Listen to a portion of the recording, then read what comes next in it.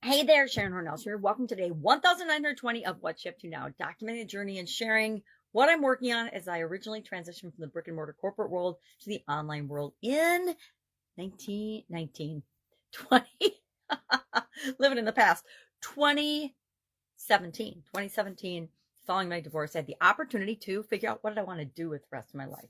And since I was older, I didn't really want to go back to corporate America. I didn't really want to, and I ended up doing it, starting other businesses, but I wanted to explore the internet and the online world. Never done it before. And I was super curious, dabbled in little bitty things, little social media here, little social media there, a little bit of website here, little website there, little blogging, but never a concerted effort to actually do anything business related online. So I wanted to try that. And that's what I did. Hopped in, tried a bunch of different stuff, learned a bunch of different things, went down a lot of rabbit holes that were educational because we always learn something from everything we do. And I always find takeaways from everything I learn, but were really rabbit holes in terms of they led me in a direction that I wasn't really right for me or I didn't need to go given what it was that I was trying to create online. So nowadays, I'm doing a lot of different things, but I also am focusing on creating 2 pieces of content every day. One is an annual challenge. This is, I think, my 6th or 7th online annual challenge in a row.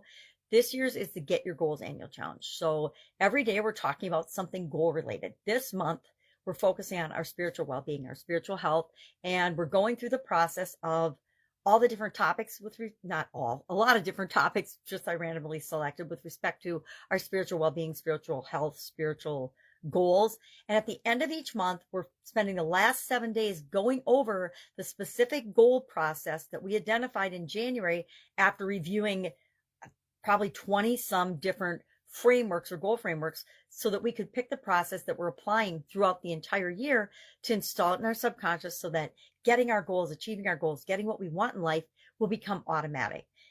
And we are in step 4 of that goal process today with respect to our spiritual health and spiritual well-being.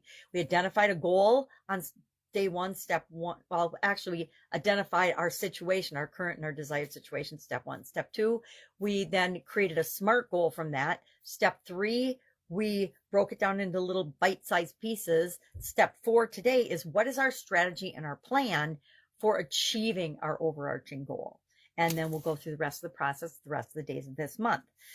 Our idiom for Supersize Your Business, which is the second piece of content I create every day, is tied to, I'm making a concerted effort to tie the business idiom that for my business group to the annual challenge that we're doing. Last year, we did a challenge to be ourselves, to be authentic, to be who we really are, and to show up in the world as a continually improving version of ourselves. It was the BU 365-day challenge. This year, it's the Get Your Goals annual challenge. So it's all about goals in each of the different areas and aspects of our life.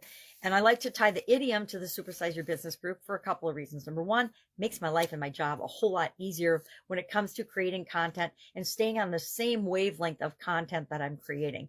It also challenges me to find idioms that fit with what we're talking about. And I don't know about you, but when it comes to building businesses and supersizing businesses, to me, goals are an integral part of that.